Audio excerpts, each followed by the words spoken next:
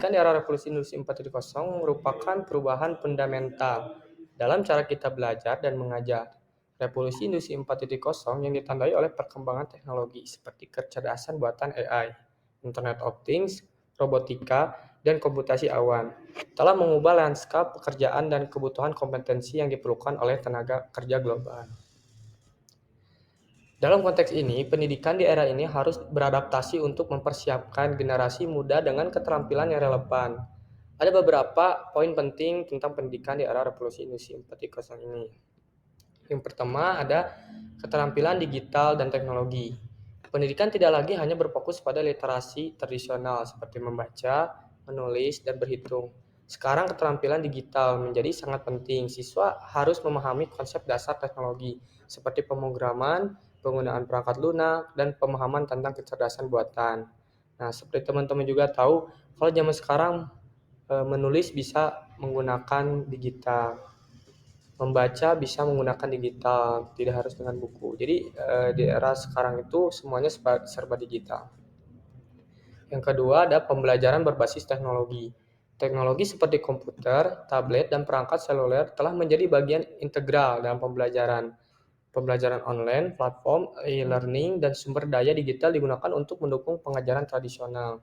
Jadi, zaman sekarang sistem pembelajaran itu berbasis teknologi, seperti yang dulu mungkin kita bertemu setatap muka di kelas, sekarang bisa menjadi pembelajaran online atau daring, lewat platform e-learning dan sumber lainnya.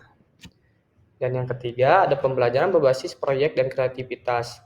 Pendidikan lebih fokus pada pembelajaran berbasis proyek, di mana siswa diberi kesempatan untuk mengerjakan proyek-proyek nyata yang memungkinkan mereka mengembangkan keterampilan kreatif dan pemecahan masalah atau problem solving. Jadi di revolusi industri 4.0 ini lebih menekankan kepada siswa sistem pembelajaran berbasis proyek, di mana siswa dituntut untuk bekerja sama, diberi sebuah konflik, dan bagaimana cara menyelesaikan konflik tersebut. Yang keempat, ada pembelajaran seumur hidup. Konsep pembelajaran seumur hidup semakin penting. Siswa diajarkan untuk terus belajar dan beradaptasi sepanjang hidup mereka, mengikuti perkembangan teknologi dan tuntutan pekerjaan. Jadi, konsep pembelajaran itu seumur hidup atau continue, di mana bukan hanya sekedar belajar ketika di jenjang pendidikan, baik SD, SMP, SMA, atau bangku kuliah, melainkan di luar. Bahkan ada juga yang di masyarakat itu dalam jangka panjang atau berkepanjangan. Yang kelima ada kolaborasi dan komunikasi. Nah, kolaborasi dan komunikasi ini adalah keterampilan sosial seperti kolaborasi, komunikasi, dan kepemimpinan tetap penting, di mana pendidikan harus mengajarkan siswa cara bekerja sama dalam tim dan berkomunikasi secara efektif. Nah, walaupun di zaman era digitalisasi ini, tetap saja tidak bisa menghilangkan yang namanya kolaborasi dan komunikasi.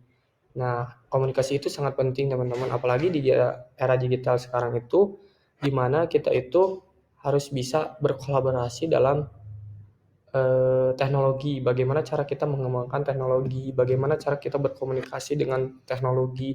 Sekarang komunikasi pun sudah lebih banyak menggunakan teknologi ya, seperti mungkin zaman sekarang ya ada WhatsApp, Instagram, dan sebagainya. Banyak sosial media yang memudahkan kita untuk berkomunikasi, baik berkolaborasi.